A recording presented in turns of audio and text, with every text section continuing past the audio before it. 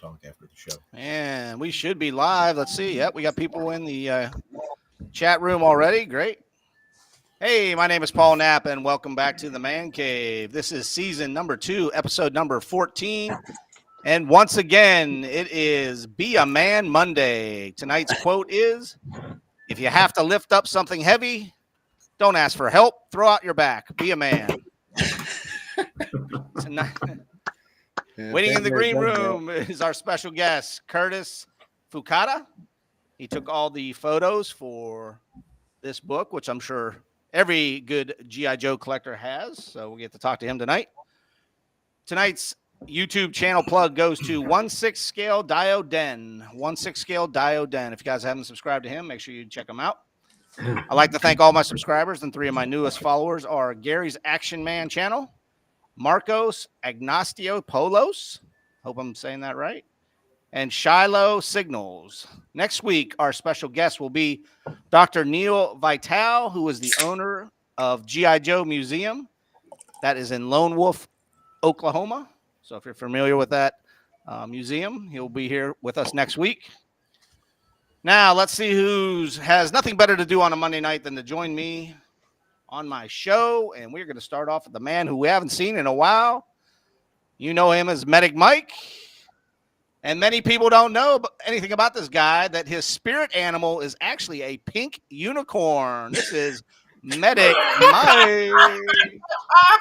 Good evening, gentlemen. Happy to be here as always. Was that you cracking a beer when I was doing my intro? Yeah, that was him. If anybody was going to do it, it's going to be you. I knew it, man. Yeah, it would be me. All right. Well, ladies and gentlemen, I don't know how to put this, but this man is kind of a big deal, and we are lucky to have him on our show a second time. This is Daryl Dupree. Hey, everybody.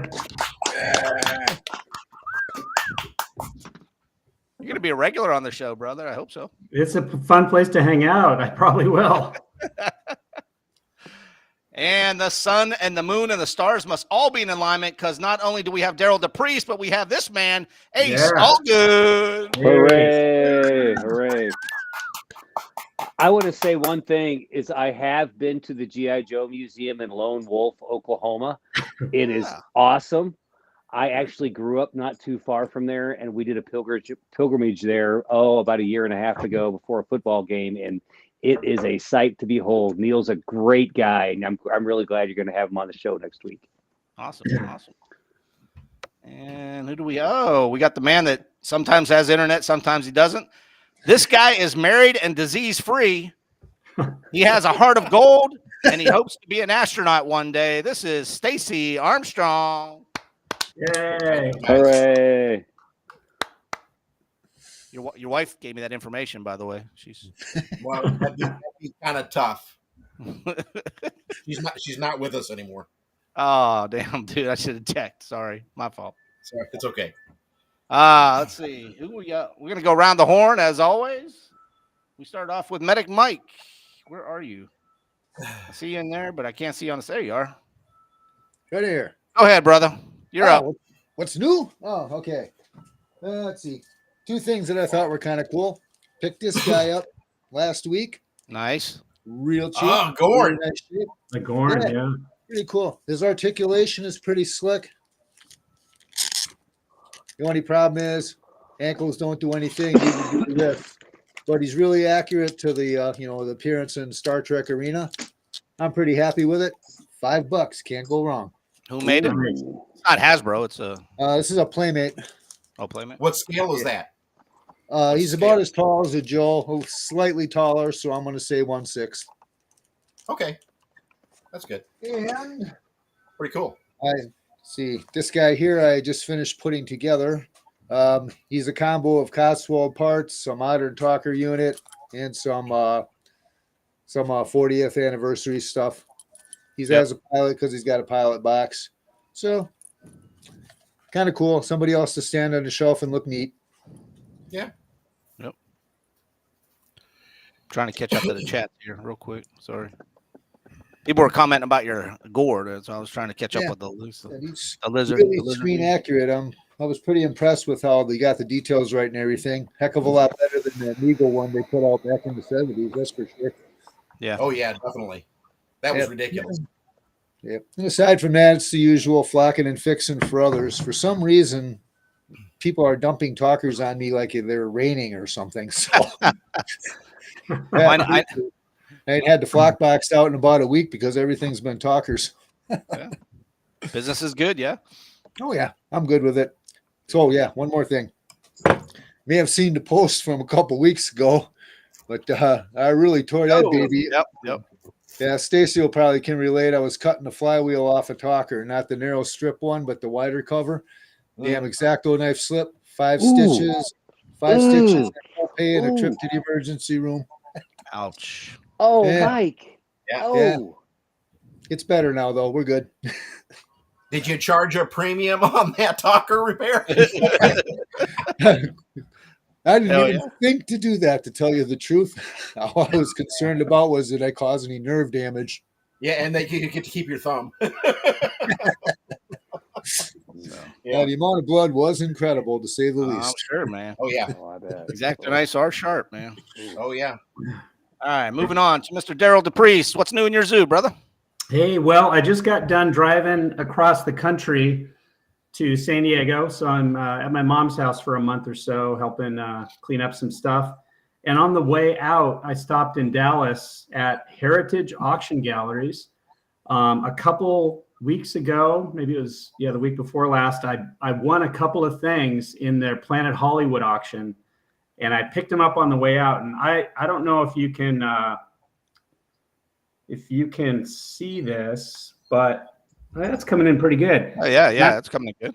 That's a Planet of the Apes gorilla costume, gorilla soldier costume, Cool. and a Judge Dredd costume. Two of my favorite things. That auction was amazing. One of these was a great deal. The other one, Ace was sitting by my side when I hit the bid button, and it was not a great deal. The average was pretty good. I'm super happy with these. So these are my first prop replicas, screen used props. So very happy about that. Very cool. And you're on the road right now in Cali, yeah? Yep, I'll be out here for a month, and hopefully I'll get a chance to go to Disneyland, one of my other passions, and take some stuff up to Van Eaton auction galleries. So it'll be a busy trip. Nice. Mr. Ace, all good. What's new, brother? I just want to say, don't ever do an auction with me sitting next to you, because I'm going to say, man, it's only one more bid. That's exactly what she did. That's exactly what he did. Thanks, Murray. It was fun having you there, hanging out, Ace. That was great. We hung out before the Toylanta show, and Ace always comes through Chattanooga. It's a great time to hang out, and I'm thrilled with the costumes. They're great. Yeah, but this is your time. What did you get? What's new? Okay, so the latest thing that I picked up that's pretty cool is it's an empty box, and this is not a reproduction. This is actually an original box, and I don't know. I'll see if you can see it. Sweet, that's a nice condition. Man. The Canadian. It's incredibly hard to find, and it's marked Murray. I'm sure you know all about this. Yeah, Murray's marked online. British and Canadian, and then it's marked right here, British and Canadian Commando. Wow. So that's my latest pickup. Wow. And and it's what's kind of cool about it too is it's also it's got marked Canada right here, so which is kind of interesting. Printed in Canada and all that kind of stuff, and it's got a figure, so they came with the actual figure that it was with, so I'll restring it and put it back up. But it's I wish it was originally there, but hey, it's the original box and all that stuff, the original backing card and all that, which is really cool because it's an incredibly hard item to find. So I'm very excited to have that added to the collection, and that's my latest. Congrats. Yeah, Wow, thanks. that's nice. I've never seen one of those. Oh wow. Yeah, there's actually, what's interesting is there's actually a small box version too, which I do have the small box version in my shelf. So it's nice to have both of them side by side. right, Well, brother. with You're me up. is I'm still playing catch up. I'm still like about a month and a half out. So today I restrung um, all these figures Oh and my. painted eyebrows, lips, scars, whatever has to be done. Painted the rivets. Nice job, Stacy. See, so Yeah. yeah, so these are all done. These are all going to one person. So I tried getting working today to see if that was, but I'll get a cable for it, so we won't have a problem next week. So that's it for me.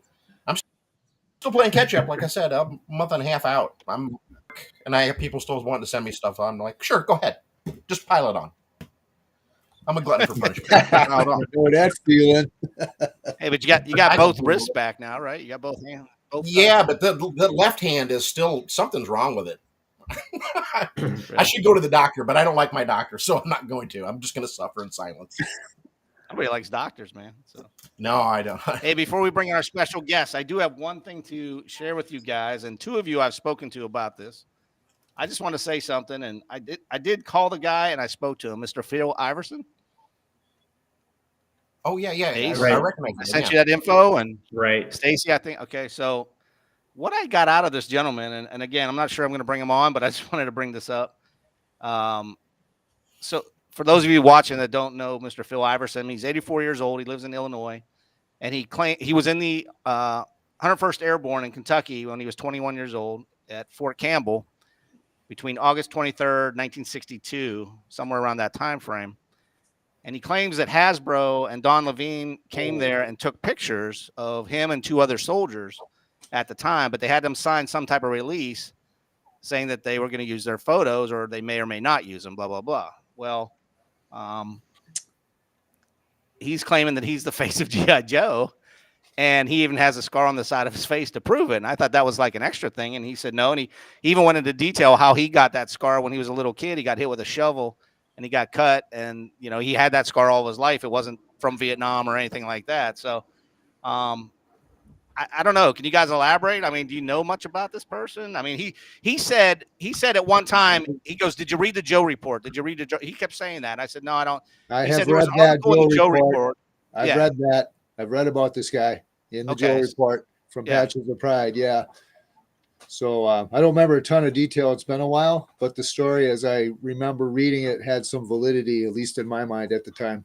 Yeah. It's been probably 2 years since I read it, something like that. And the guy sure as heck did look. They showed young pictures of him I with the got scar the and pictures. everything. He So sure as John- heck does look like G.I. Joe. The information I got was from John Micklick, and he said, you know, this guy's legit, but he's not sure if he's legit the guy they use, but he said he's not lying about his career, he's not lying about the scar and all that stuff. Right. So I don't know. Well, I mean, I'll say That'd be this. interesting. Who's to say that they didn't go do some research and find someone like that? I don't know. Daryl, have you heard anything about this? I've heard of him before, and I thought it was at my time at Hasbro. His name came up, and he wanted some credit. And you know, nobody knows from what happened back in the '60s. Like you said, Ace, I'm sure they did some research. We know they went to armories everywhere, and they pulled all kinds of. They got access wherever they could to make the line as authentic as possible. But I'd never heard the story about this guy being a model, and it doesn't seem like the sculptor used those reference photos when he sculpted it. I personally saw the photos. I actually don't think they look that much alike, but that could just be me. But I don't remember if it was my experience at Hasbro from 15 years ago or longer, 20 years ago, or if it was that Joe report that I read. And I'm like, this is interesting, but I kind of disregarded it either way because I really don't think he's the basis for G.I. Joe, in my opinion. One thing I think that to talk about is, and I think Nicklick can probably refer this, but I believe there was a letter from Don Levine to Sam Spears or one of the two where they said maybe we can add a scar to the face to make it unique. And, was he inspired by this photograph of guys that he has seen, or that he took at the time? Probably. Yeah. But I've actually seen that letter, and I think that it kind of says that, maybe they, like I say, they had reference photos, and they're like, oh yeah, this guy had a scar. That looked pretty cool. Let's put that on Joe, and that'll give it something unique. Yeah, makes him look I don't know. tough, right? Yeah. So, Yep. and I think I agree. I think that's Yeah. what it is too. Yeah. Yep. Because the original Joe sculpt didn't have a scar. They added the scar after. I believe that's So- correct. Yep. Yeah. Yep. Yeah. That's correct. So it could be, a way to honor that guy. I don't know, for his contributions without actually saying it, or like Ace said, it looked cool, and I do know that they were trying to trademark the body at one point. And it turns out, I think if I recall what John wrote, actually in court, a scar wasn't, or legally a scar wasn't enough to ensure that they actually had copyright, protection of the body. But it turns out, the inverted thumbnail was more of the dead giveaway. So, but anyway, that's all I know. Wow. Or Well, don't know. Not I'll much. do a little more research before I bring him on the show. Well, but the thing is, it's an interesting story, Paul. I mean, Yeah. there's nothing wrong with that. Yeah, I I'm not think you should discrediting get him the on. guy. And I'm sure Yeah. there's some validity to it, Yeah, also. So, but who's to say like he didn't inspire some of the stuff? Sure. We don't know. I mean, we weren't Yeah. there. Yeah. So, and nobody's alive that was back there that could say anything, right? Yeah. What I'm convinced of, though, is it's not his face. It may be the scar that inspired Levine to add the scar. Could be a tribute. That's cool. That's super cool. yeah, I agree. Definitely should talk to him. Yeah, I agree. Yeah. Yeah. And I'm super interested in what they actually did when they were there with them. Like, what did they want to find out from you, and what did you guys show them that helped influence the line? Less about him and more about the process that the designers used to Right. make the line authentic, and how they helped them. That's Well, that's the super. only way we're going to know that is if Paul has them on. Get him on, Paul. Sounds Get him like on. He actually said he went to a couple Joe Get him cons on. and was talking to people there, but he said he's not hugely computer literate. So the guy's 84, pushing 85. He said so. I don't Yeah. know if we'll be able to get him on, but we'll try. We'll try. So, hey, we do have somebody in the green room, and he's I don't think he fell asleep on us yet. So I'm going to bring him up big, and I'm sure a lot of people are in the chat room got some questions for him. When it comes to famous photographers, Ansel Adams, Robert Coppa, and Steve McCurry ain't got nothing on this guy. This is our friend Curt Fukuda. Yay! Thank you. Thank you, Paul. It's an honor to be here and being with everyone. And this is really a treat for me because I haven't seen Daryl for many, many, many years because he moved back east shortly after we did the photo session. See, it's like an old family reunion on our It show. is. Yeah. It is. And Yeah, Curt, so- Get out of town. Now, Daryl, I think you and I met each other at a Comic-Con. Is that right? we met each other in San Diego at San Okay. Diego Comic-Con, and it was through. This is when I was working at Atari Games, and it was through someone at Atari. You know how things happen by chance. In life sometimes, and it opens a door that leads somewhere. Meeting you was totally by chance because I told somebody that I may need a photographer to do some G.I. Joe work sometime. This is before I even had a book. And I think it was my friend Jason Leong at Atari. Oh, yeah, Jason. You know Jason, so it must have been Jason. And Jason said, "Oh, you've got to meet, this guy, Curt." And we met at Comic-Con, and I took your card, and I kept your card for a couple years or, some time. Or you had shown me maybe some work, I think, that you had done with robots. Right. Full disclosure, I am not a G.I. Joe collector, but I was collecting Japanese Yes. robots at the time. Yes. And my girlfriend had me photograph some of her collection, which she also collected Japanese robots. And that was it. So I saw you showed me your photography, and it was incredible because I knew how big these were, but you had them on. I was so impressed because you had them on a tabletop, right, or a stage, and your lighting and your depth of photography was such that, like, some of the robots were like super clear in detail and others were artistically like faded. It made them look so cool. And I always remembered that. And when the book fell in my lap, I said, I know who I have to call. And luckily you answered the call. That's so cool how you guys met up. Fortunately, because I'm a pack rat, I kept my diaries and calendars, so I know I have it pinpointed exactly when we photographed for the GI Joe book. We photographed the week of December 14th through December 20th, 6 days in a row. Oh my gosh! In 1998, and this was significant because we were photographing in Daryl's garage, which is not heated. And that week, there was a freak snowstorm in San Jose. It hadn't snowed for decades, but that week it had snowed. Of course. It was so cold. Yes. And you got sick, Curt. You worked so hard. You got sick that week too. Did I get sick? You gave it your all. And the elements conspired to punish you. I'm so sorry. I gotta say something. To be able to accomplish that much product photography in 6 days, as a guy who's a former trained professional, that's very, very impressive.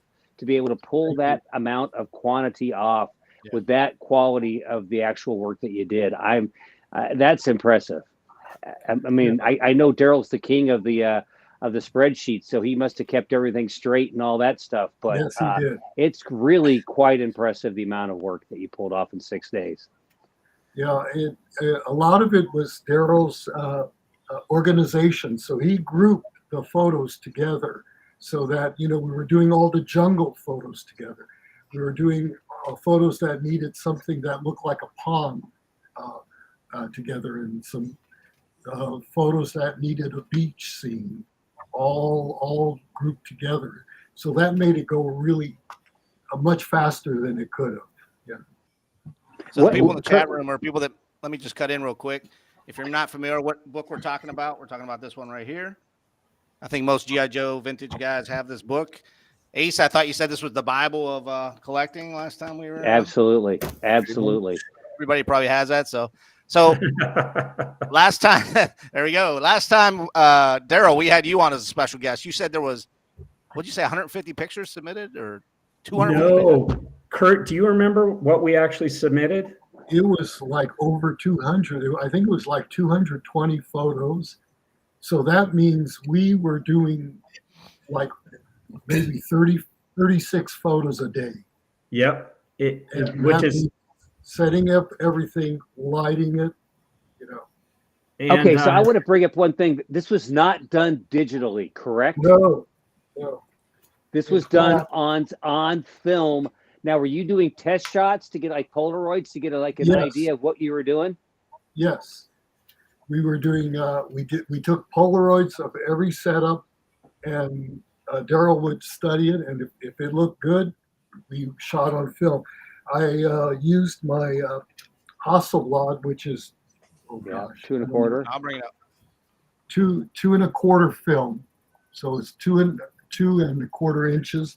We also did some very big scenes. We shot on 4x5 film. Wow. Oh, yeah. No wonder that has such sharpness and detail. That's amazing. The detail is astounding, and because this is before digital, what I did before we had the photo sessions is I bought the film in batches, so that each batch was all the same emulsion, and I ran a test. I photographed a checkerboard to see what filtration I had to use to make sure everything was neutral. So Wow. Now, I mean, I'm going to take it. What are you a professional photographer? Are you just do this as a hobby? What's your background? oh, so back then when Daryl met me, I was a professional photographer. I quit around 2002, and I switched to tech writing. In fact, I worked on the team that does the user guides for Adobe Photoshop. I worked on contract with Adobe. Okay. To be cursed or loved, one of the two. Right. So a lot of the reason why I quit being a professional photography is because digital photography was coming, and I just didn't want to go through the hassle of buying all new cameras and all new equipment. So I understand. So that was it. Well, your contributions live on, and so Curt, I think so whenever I talk to people about the book, it's the thing they say is the photography is unbelievable, and that's all because of the magic that you brought, and I could have never imagined a better partner to bring in than yourself. And those the photographs are unbelievable. I look at them to this day, and I just marvel at what you did. And I don't have a copy of my book here at my mom's house. I look for it. I don't know where it is. I know she has a copy. But my very favorite. Oh, we found it. Thank you, Saided. Thank you so much. We found it. So my very favorite photo is it's the one. Let me see. I was gonna ask you guys to get your favorite out, and we could ask them about it before we started the show, and I totally forgot. It's anyway. It's one of the ones on the aircraft carrier deck. I can't find it right now. It's on the aircraft carrier deck, and you brought your seamless background. Yes. Right. Yeah, that's one of them, I think, Stacy. But it's one that had this really dramatic lighting, and basically it was magical. Yeah, sorry. I wish. So I think I know the one you're talking about. Is the lighting kind of like? Is there like a yellow glow? Yes, it's the one where you did a yellow glow. It's similar to this Crash Crew, but it's a different image. But you made the clouds on your seamless background just with some spray paint, and Yes. then you lit it, and it looked the effect is so dramatic and so amazing that it was just magic. When I was looking through the lens. So just to give credit, my photo assistant Monica Lemus did a lot of the painting of the background. I told her what we were looking for. Yes, that's the one. That's my favorite. Thank you very much, Stacy. And I love the depth, the whole depth you captured. So this is a confession. A lot of the inspiration of the lighting came from when I was a kid. I loved this TV show called The Man from U.N.C.L.E. Oh yeah. And in many of the scenes of The Man from U.N.C.L.E., they would have this like red light in the background or a blue light coming in from the side to add drama to the pictures, to the scenes. And so that was actually my inspiration for a lot of what we photographed in the G.I. Joe book. I was just thinking about the lighting from The Man from U.N.C.L.E. Well, that's a great combo. I think there's a lot of Man from U.N.C.L.E., especially in the Adventure Team G.I. Joe line. They all those themes kind of mix together. Yeah. So what I did was we had this big white light, which kind of illuminated everything in general. and then I would come in with spots, and I would put like a color gel over the spots, and that's what gave the burst of color to each scene. Of course, now you could just do it with Photoshop. Yeah, and I think that's one thing that's kind of lost on a lot of people is how difficult this is to do manually, and then the foresight that you had to do all this when it wasn't a digital and you only were looking at Polaroids. And Right. I really think it's an amazing process that you've done. It is amazing work. Yeah, and It's a lost art, I think. it is. Because, with a lot of the photos where you would have something in sharp focus and then things blurred, I mean, now you could easily do that with a blur filter in Photoshop. So, Yeah, absolutely. Well, let me answer a question from the big boss, Jack. Paul, can you bring that one up? 1-6 aircraft carrier. So what we did in the week of this shoot was basically I don't even remember what stage I built in my garage, Curt. I think it was just a couple of sawhorses and a big thick piece of plywood.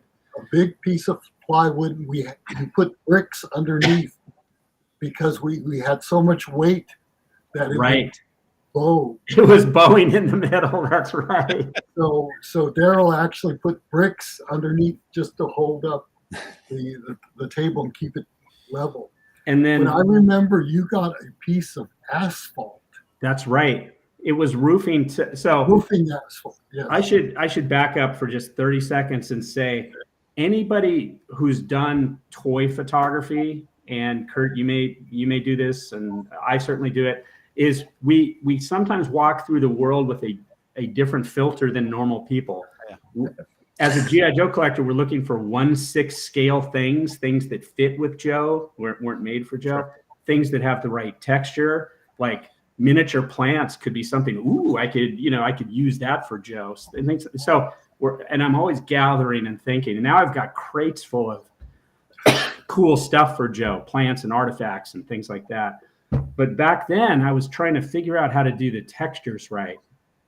And you said it, Curt. I was in Home Depot one day and I saw a round roll of like asphalt roofing material, and I looked at that and I said, that could be the deck of an aircraft carrier. And I bought it, I brought it home, and then I just made some crude stencils and just spray painted like, the lines that would be on like a landing strip. And that's all you see is a piece of roofing felt with with some stencils, and the rest is all Curt's magic, Yeah.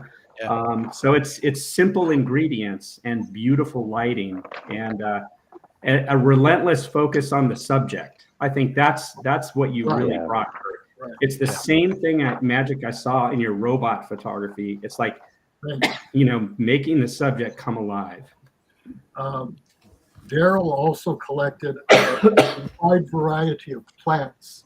So, for our jungle scenes, Daryl had pots of bamboo, and I've been saving that bamboo because I learned in my very first dioramas that I made for the James DeSimone show, in the early 90s. I don't know if anybody here ever went to those shows, but I cut bamboo from my yard and took it in. But over the course of the 2 days of the show, it wilted. So I knew that we had to have fresh bamboo to do the jungle scene. So I actually bought and cultivated some bamboo, and we brought in the pot. We brought in the pot and actually put it behind it so it was fresh, because I didn't know how long we'd need that, that scene for. Nice. Well, I think there's a lot of really interesting props that you guys used. I mean, you just use shovels of dirt and with grass on it. And Daryl, were you out in the backyard just shoveling up stuff? I mean, that looks pretty damn good. Some of it was. Other times I would drive by a bank on the side of the road, and it would have the right textures, the right rocks or something like that. So I kind of like try and get that and keep that. And especially, with rocks I would find, just keep anything that I thought we really needed. I think lava rock for the beach and stuff like that all helped. You also had some mini bricks and some of those things. Talk about the snow. How'd you guys make the snow? Oh, was that Tide detergent? Yep. That'll work. Tide detergent. And Tide detergent was our snow. Wow. I think I can still smell that, Kurt. It was it was so strong. That's funny. It filled up the garage. It didn't prevent you from getting sick, though. It didn't kill whatever. And what did we use for the water? Water was tricky, and I was really unsure how the water was going to work until you showed me what it looked like first through the Polaroid, and because I was really sweating it. And I think at first I was thinking of cellophane, and I tried to do a test thing with real water, and that doesn't work because you need, it just doesn't work. So I forget if somebody gave me a tip or I was inspired. I went to get a piece of reflective Mylar, and that's what we ended up using. So it's just a simple piece of Mylar for water. That's to say, it looks like a mirror you laid down there, but it's not. Yeah. Right. Yeah. And because our background was blue, the Mylar reflected the blue in it, just like the water reflects the sky. Right. Right. Gotcha. Yeah. That's one of my favorite right there on page 47. And oh yeah, Spy Island. the background. Yeah, that's a great one. The background's bluish, and you still get the water in the front. Yeah. That was See fun. the Man from Uncle lighting in that. Yeah, it sure is. And then I'd like to show mine. Yeah, absolutely, This man. is What's my your favorite. Hang on, let me bring it up. Can you here. see that? Oh, yeah. My gosh, yes, Oh yeah. Oh, Right? yes. And then I know trying to Angelo's not here, but I think I might be able to step out on the limb and show Angelo's. This is Angelo's. Good man. Yeah, I don't think Angelo even owns a bullet, man. well, I love those rocks. I think I still have those rocks because they had such a cool texture. We used them in a bunch of scenes. Right. And Daryl, how did we suspend the Love that helicopter? photo. So when who put up that photo? Mike, did you put up that? Stacy had that. Oh, Stacy, I got one for you in a minute. that photo, Stacy, made me wince because that may have been the most difficult one to rig. That shot of all of them because of the floating thing. I think we did fishing line, Kurt, and then did you think we could get rid of that fishing line? I think I had to move the lights so that they weren't reflecting off the fishing line. Yeah. It's not digitally retouched. You just made it invisible. Right. Right. That's amazing. Yeah. Yeah, that was really photo. big. The magic of a good you can photographer. do it without digital retouching. Mike, what was your favorite picture? This is my favorite picture in there. I'm an AT type. Let me bring it up. Oh yeah. I love this picture because Adventure Team, camera? And because you managed to capture like the surprise on the land adventure there with the tiger suddenly popping up. I'm assuming Daryl in the background, that's the bamboo you were talking about. Yep, that's the bamboo. Yeah, the total detail you guys did here is just fantastic. My favorite pictures of all in this book are the spreads that go across 2 pages. This ain't the only one, obviously, but this one's my favorite for those reasons. Definitely. Gotta love it. Well, How did you get that damn?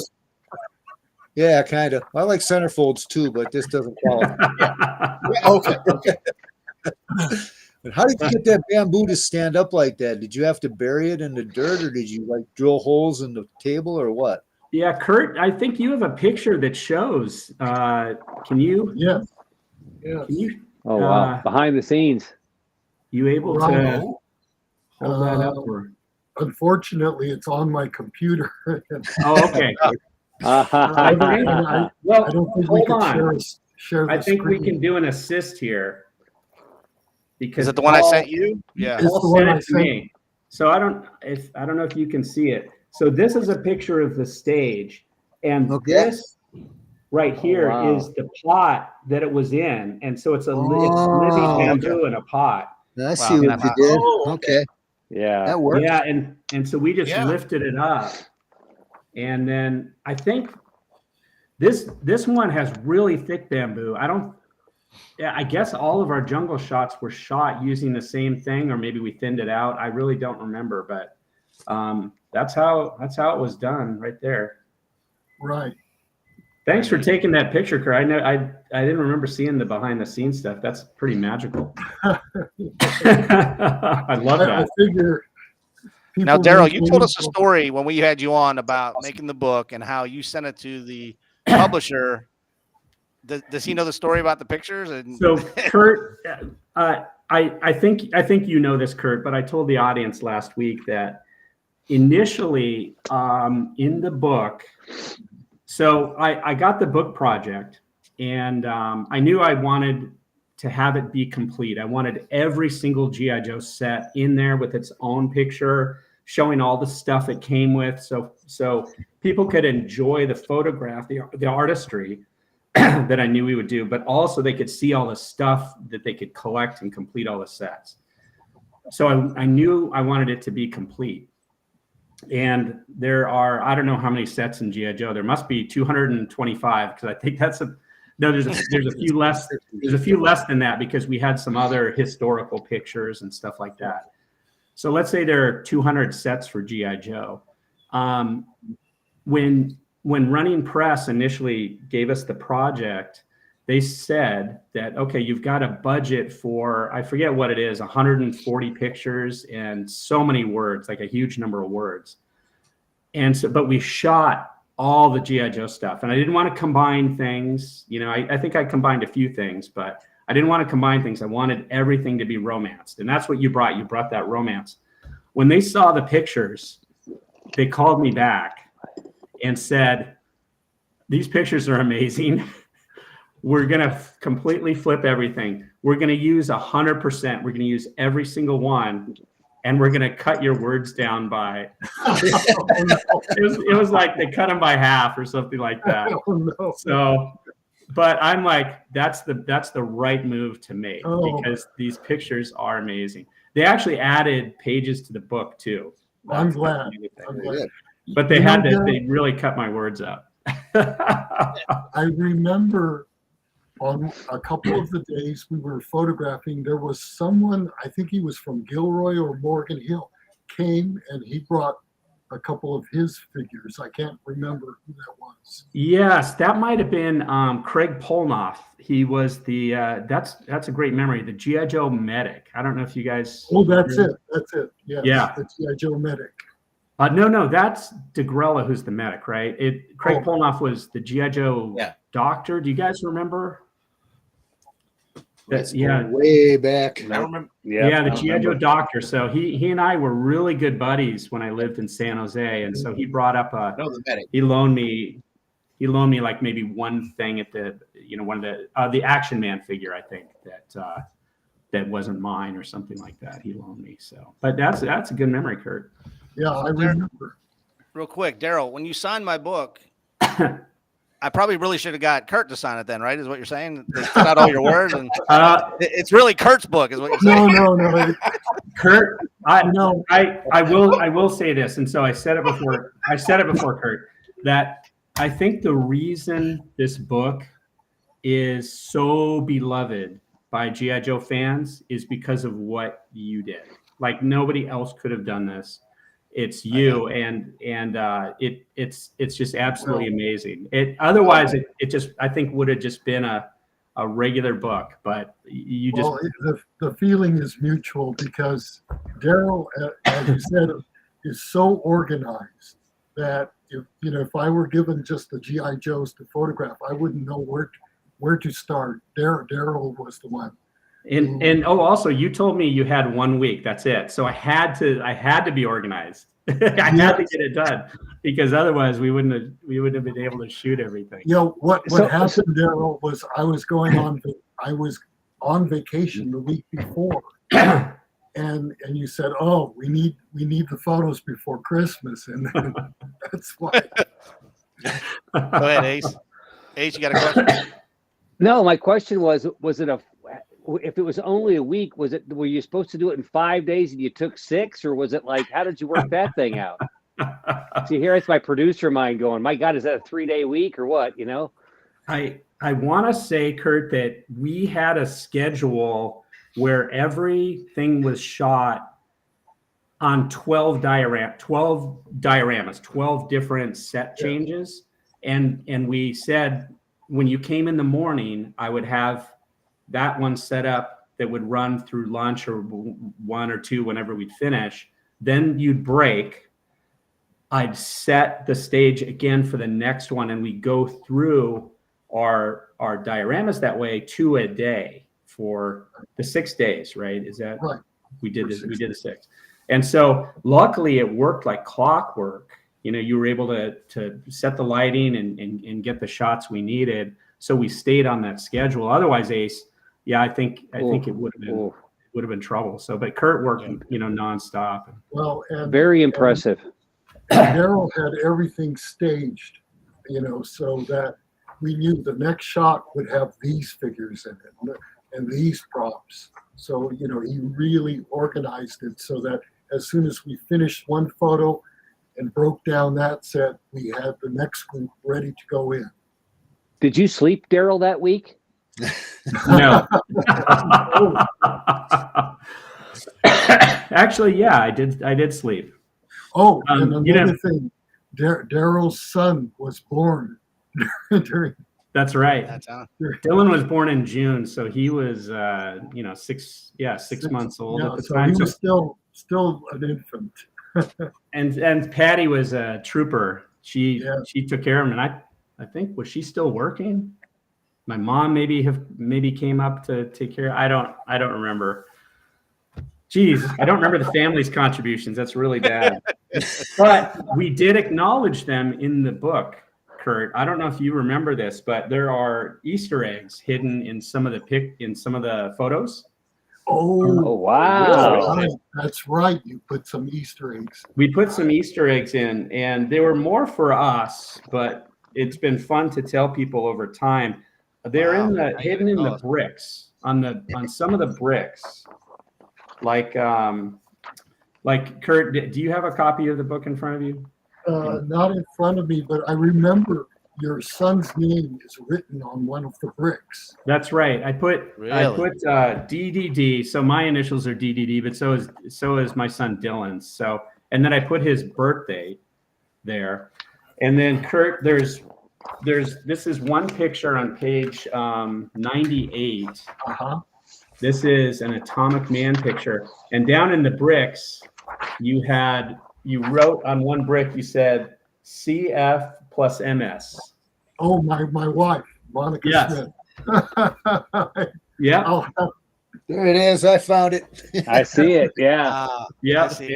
And so we hid some things in there that we thought would be really fun when we could. That great memory. I completely forgot about that. Wow. Yep. And so I don't think there are too many of them, but there's just enough to be significant, to have fun with it. So one thing I'll say is that the figures all posed pretty well. Did you have a hell of a time getting them to stand up and all that? Because I don't see any stands in there. No stands. There might be a couple, Ace, where I took the doll stands that we all use, those things that clasp at the waist. And I may have cut them so they didn't clip at the waist, but they ran up a leg of the pants. Right. Just to keep them so they wouldn't move. And then we shot around that so you wouldn't see like any distortion of the fabric or anything. But sometimes they needed that support, especially on the sand. The sand was really tricky, as I think, to work with. Daryl, I remember there was one group shot we did on a beach scene with Roxanne behind, and I'm looking at the photo, and we have 10 figures, and I remember that was a challenge make sure they wouldn't start falling and causing a domino effect. Yes, it's like get it now. Yeah, many Well, times. especially on a wobbly system, you're on a wobbly table too, Yep. So Curt, was that so? We had 10 figures in one shot. That must and be they're this right they're here. on a beat there, and you have your famous. Oh yeah, that one. Yeah. The muscle body. Oh, they're muscle body figures too. Boy, Yeah, that's, those are all tough. Wonder they fell down. how the heck did we do 107. that, Curt? Yeah, and that picture we photographed on 4x5 film. They could have easily ran it as a double page spread. Right. I'm looking for that now. What page is that on? 107. That is. I have no idea how we did that because I know. I seem to remember a couple of the photos. It was like once we got everyone in place, I had to quickly photograph before one of them toppled over. wow. Okay. Stacy, leave it up, Stacy. Sorry. Yeah, that was another. Too. That's another great one. Some are muscle bodies. Aren't. Yep. Yep. But at least those guys aren't as difficult as muscle body guys. I'm amazed that we were able to get this. But speaking of which, Curt, you said they easily could have run that as a double page spread. I've had at the back of my mind, like maybe reusing these photos in some way. And Ace is always, he's nodding and he's always saying, you got to do a new book or update it. And I'm absolutely poking the beast. The films are in great condition, and one thing I will say right here in public is, you really should have these films. I really shouldn't be the one holding them. well, hold on to them because maybe there's nothing to announce. I'm not saying we're doing a Kickstarter, but so hold on to them because I'm hoping that there does come a time when we can make use of those. Okay. And now, do you have? So let me tell you another story, Curt. That I think I told the guys last week on the podcast. Was it last week, Paul? Or was it a few weeks ago? Week before, right before the show. I keep saying last week, but my world has blurred together a little bit. There's a lot going on. So on the previous podcast, a number of years ago, I actually approached Running Press, and this is after I think I separated from Hasbro in fall of 2018. Then I was starting to think about the cool things I could do because Hasbro would never let me do another book as long as I worked there. So for 18 years there, I was locked off from doing any books. And so kind of coming out of that was, after that, it's like, okay, now we can get back to the things I love. So I went to Running Press and I said, do you guys happen to have, the original files for the book and the transparencies? I think we sent them transparencies or films because you bracketed everything. And I think you sent them like the perfect one to use for each of them. Right.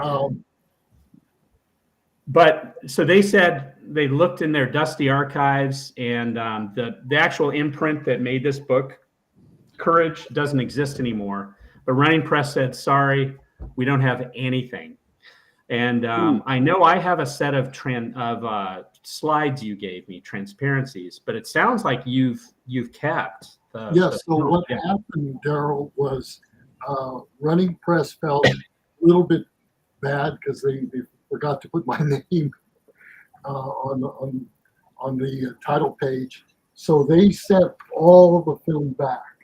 So I have all the film right here. Wow. That's fantastic news.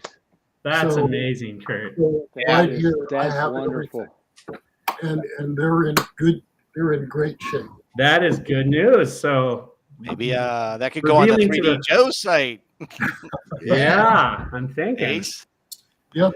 What I see here is official guide, volume 2. Yeah, Stacy. Yes, sir. Yes, sir. All right. So, Curt, that was an amazing Volume 2. reveal for the world. Great job. Right, and I could thank Running Press for being honest enough to say, okay, we kind of made a little goof, so here's all the film back. Yes. Yeah. Oh, That's awesome. I am thrilled that you've got it and you've kept it and it's in great condition. So Yeah, it's in perfect condition. that's awesome. Wow. We're almost at the top of the hour, guys. This hour flew by. Yeah. I'm sorry, Ace. Sure British and Canadian Commando is cool, but that's cool. That is cooler. I agree. That's way cooler. That's the best news I've heard.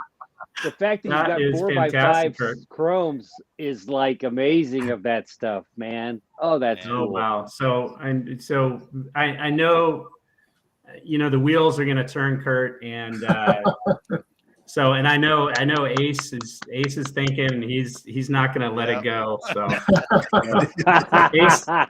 Ace runs like the premier Joe website for that romances all this stuff. So okay, some ideas there.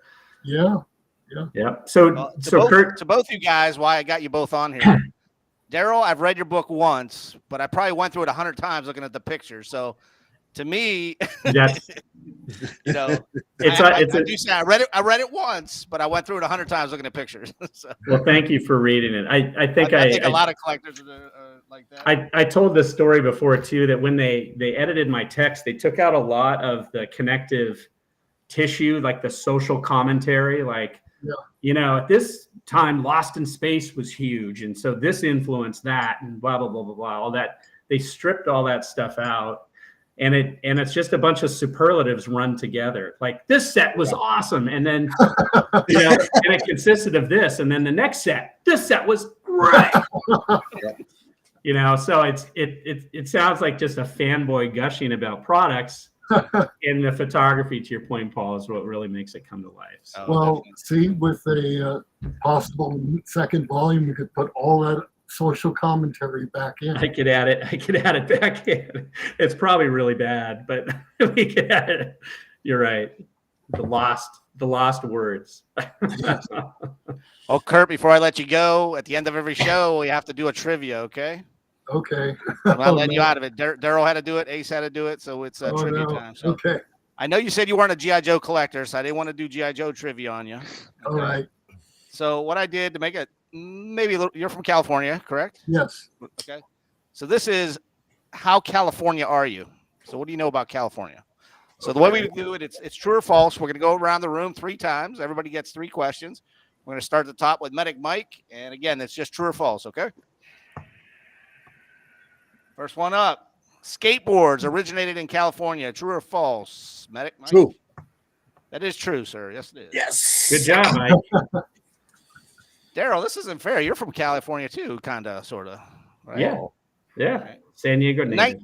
In 1976, Michelle Pfeiffer was voted Miss Orange County. True or false? Boy, that sounds true to me. It is true, sir. You are true. Oh. Ace, you're up. The 3 most populous cities in California all start with San, as in S-A-N. True or false? False. That is false. Was that a guess, or did you know that? I was like, yeah. Well, I mean, you gotta have Los Angeles. That's not San, Los Angeles. I could figure that out. Right on. Stacy, California produces more wine than any other U.S. state. True or false?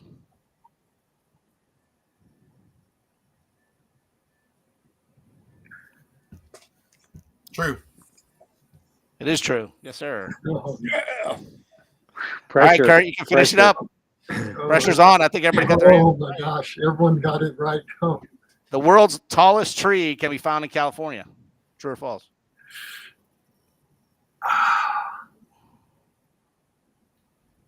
Oh my gosh. Well, I'm going to guess and say true because of the sequoias. That is true, sir. You got Yeah. Ooh, yeah. Round 2, Medic Mike. California has more wealth inequality than most other U.S. states. True or false? More wealth and what? Wealth inequality than most other U.S. states. Oh, I'd have to say that's probably true. It is true. Yeah. Yep. Wow. Yeah. Daryl, the headquarters of Amazon.com is located in California. False. That is false. San Francisco is further south than San Diego. Ace. Oh, that's my question. Sir. You said it's further south? That's false. San Francisco is further south than San Diego. False. That's too easy. Yeah, that's false. I don't know how much you guys knew about California. I picked out the easy question. California is home to approximately 40 million residents, which is more than the entire population of Canada. Murray can chime in on this one. True or false? 40 million residents. True or false? Stacy. This is the part where Stacy Googles. When he's real quiet like this, he's Googling. He's doing his I Google. am not Googling. I never see. Look, look. That's my phone. So no. True or false? It's only an hour show. Come on, let's go. It is false. No, it's. I'm gonna say Murray's helping you out in the chat room. I can't put anything up because my internet. I can't see it, so I can't see any of the question. The audience should have Googled it by now. I need to change my answer. Murray said it's true. Read the comments, Stacy. I can't. Murray, we need you on the show again. Isn't that cheating? That's right. Murray is correct. Our man from Canada. It is true. Wow. Okay. We're down to last round. California joined the Union. Oh wait, Kurt. Hold on. Kurt, Kurt's second question. You didn't get Kurt, yeah. Kurt. For this round. Sorry, second round. gotta get Kurt. California joined the Union as the 41st state. True or false? 41st state. Oh boy. You did get a harder one than those guys. Oh boy. But he lives there. I would Anybody say who lives false. in California doesn't care. You are correct, sir. It was the 31st state. Oh, all right. Oh. Good job. Good job. Last round. Medic Mike. Grapes are California's top export. True or false? Grapes. Oh man. False. It is false. Do you know what it is, though? I would guess oranges. No. Oranges. Almonds. I'd say. No, Almonds. Bigfoot legendary. I don't know. Oh, It says Paul. almonds. Paul, they call them almonds here. Oh, almonds? There's no L in that, huh? All right. You've heard that, Kurt? They do milk them, don't they? It's for the almond milk. They milk the little Yeah, they almonds. Don't squeeze them. San Bernardino County is the largest county in the United States. True or false? I got to quit. This Oh, is Daryl. Wow. This is Daryl's. The largest county? That's so random. San Bernardino. Yeah, I'm going to say sure. Yes, true. You are correct, sir. It is true. Wow. Wow. Great. Wow. San Francisco is the home of the fortune cookie. True or false? Yes. True. You are The correct. official home of the fortune cookie. Sir. Yeah. Beverly Hills was actually a lima bean farming area. True or false, Stacy?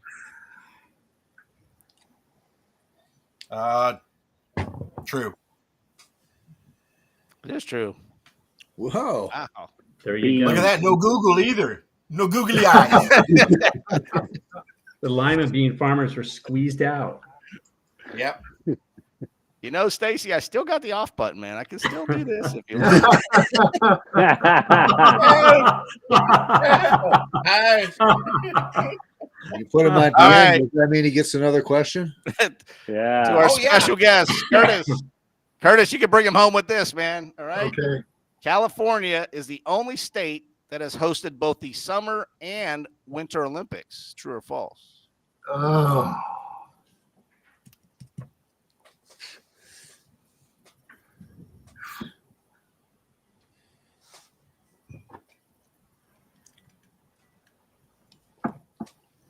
How come nobody? Oh man. Okay, I was gonna do that. I might have to punt on this. And oh well. Okay, I'm going to guess. Yeah, true. It is true, sir. You are Good correct. guess. Yep. Squaw Valley and Los Angeles. Yeah, it was I knew Los Tahoe. Angeles. Yeah, Tahoe area, right? Remember Los Angeles. So, well, this is the point of the show, sir, where I thank you for being on, and I want to bring you up big so you can. I don't know if you have a website or a way people can reach you, or I mean, if you. So one of my big projects recently is called The Hidden Histories of San Jose, Japantown.